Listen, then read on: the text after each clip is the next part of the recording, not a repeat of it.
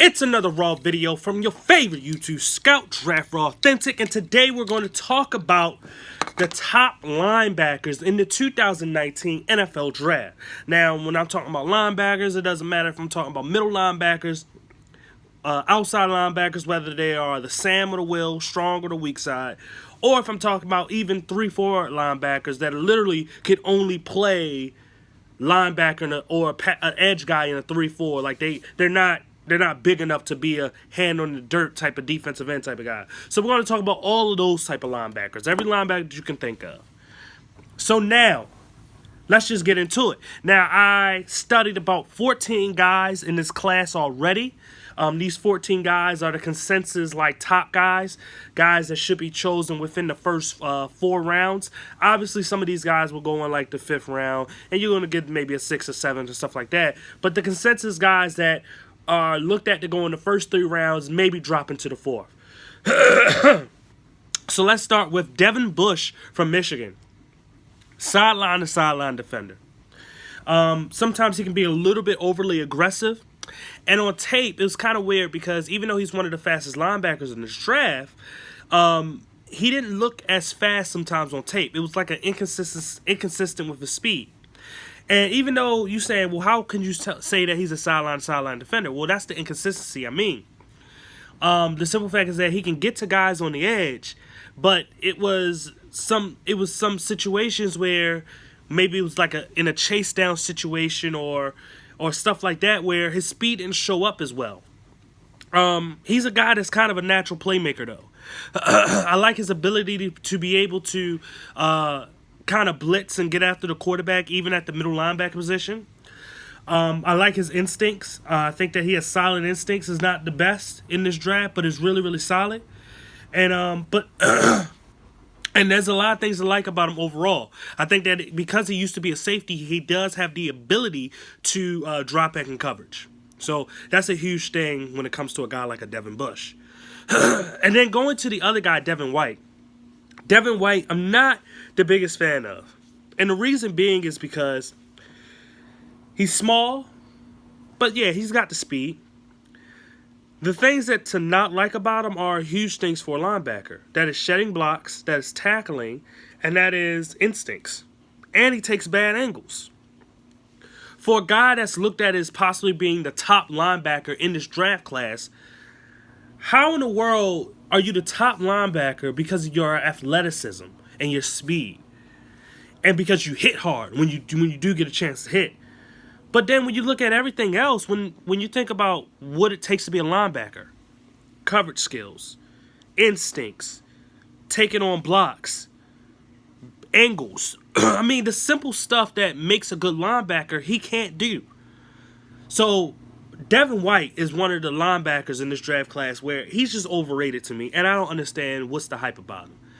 Like I said, he's fast, he's athletic, he can hit hard.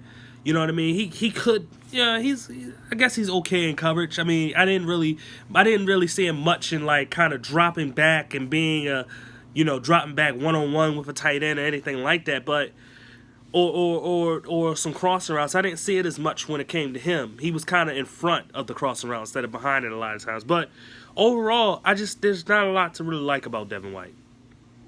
Then we look at a guy like Mack Wilson from Alabama.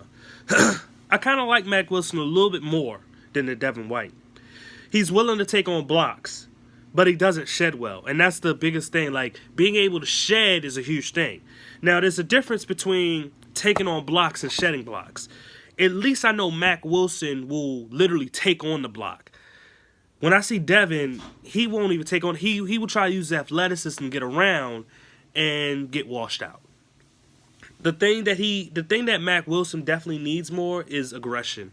Like, it's a huge thing when it comes to him. Aggression is a huge thing. And because sometimes I feel as though he's not overly aggressive, that causes for some problems that happen where when it comes to making a tackle, he doesn't drive an opponent back. Like, they kind of drive him back. And it's a huge problem because I need a linebacker to be aggressive enough to hit that guy and to push him back so he won't get the first down, and not just sit there and make a tackle and still get dragged. and then he has okay instincts. When it comes to these top three guys, I like probably Devin Bush a lot more than the other two, but I don't think not one of the top three linebackers, are worth anything in terms of being a top 10 pick, not even top 15. Maybe I go top 20, but that's even pushing it. I think that all three are my late first round picks, but I would say this, when it comes down to it, overall wise, I think that this draft class has a lot of good athletic guys, but a lot of guys that grades should be second and third round guys, or maybe even late first rounds, like the first three that I just named. Now to go into four more guys, I will be making a part 2, so this is going to be part 1. We're going to look at Jermaine Pratt from NC State. Now he's used to be a safety, so you know that there's some fluidity with him. And with his size, I think he's about 6'4". His fluidity is very, very intriguing. He moves like a safety. I mean, the way that his hips move, the way that his feet move, it's so encouraging that to me, Pratt will actually be higher than White and Wilson. Maybe I put him lower than Bush, but he'd definitely be higher than those two. He loves to attack, and he's a really, really good tackler. Jermaine Pratt was a surprise to me.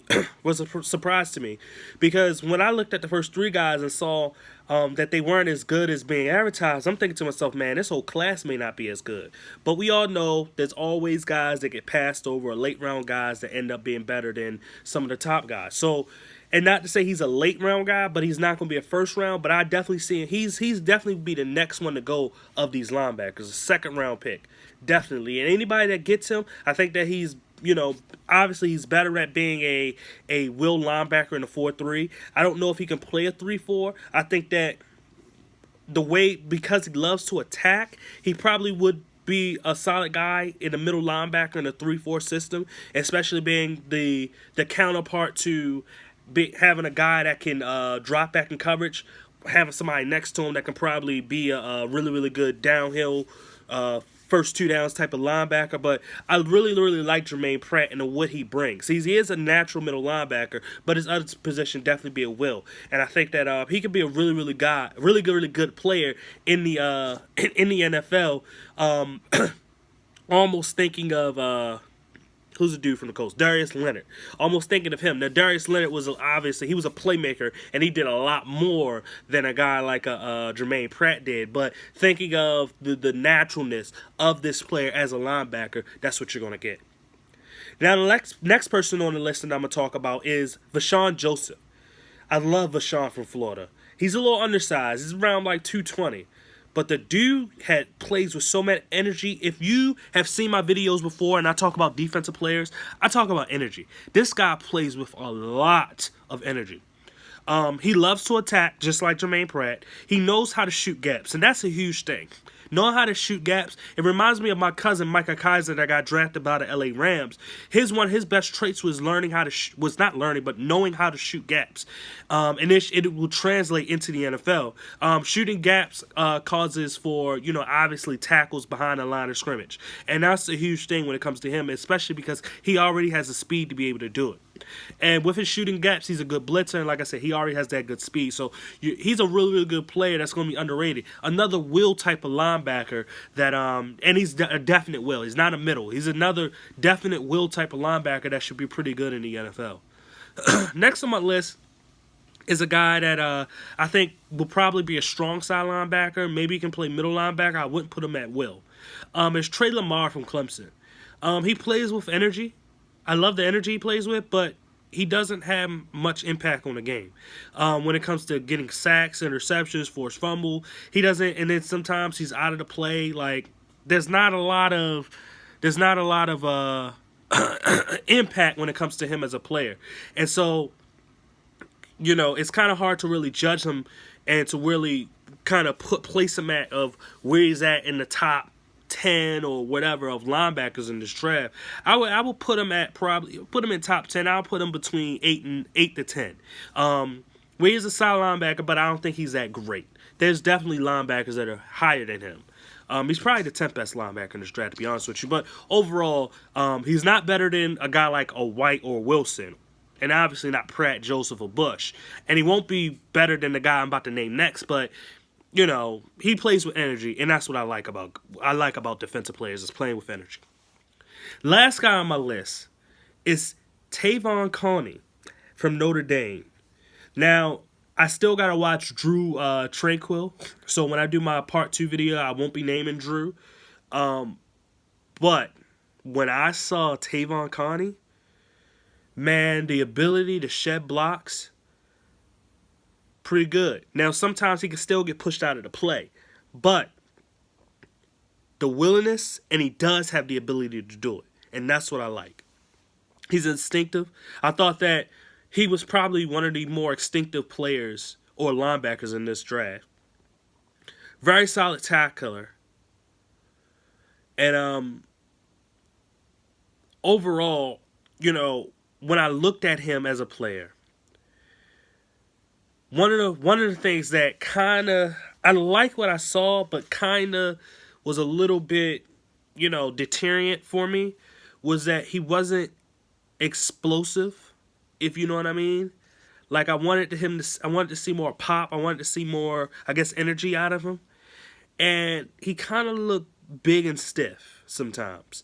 And it's kind of weird. Now, I liked him because he was a guy that he could make an impact on the game. He could really make an impact on the game. But he didn't bring much of explosiveness. And he didn't bring much when it came to him being so big and stiff sometimes. There was a little bit of inconsistency with that. But this is a guy that I liked a lot because I feel as though if you get a good coach, you can coach him up, and he's going to be a really good player when he gets to the league. So overall, these are the first 7 linebackers that I watched. I put some thought into this. I watched these guys. I thought that they were all pretty solid. Some that I like more than others. Bush, Pratt, and Joseph were probably the 2 that I like more than anything. But overall, I think this is an okay, solid class of linebackers that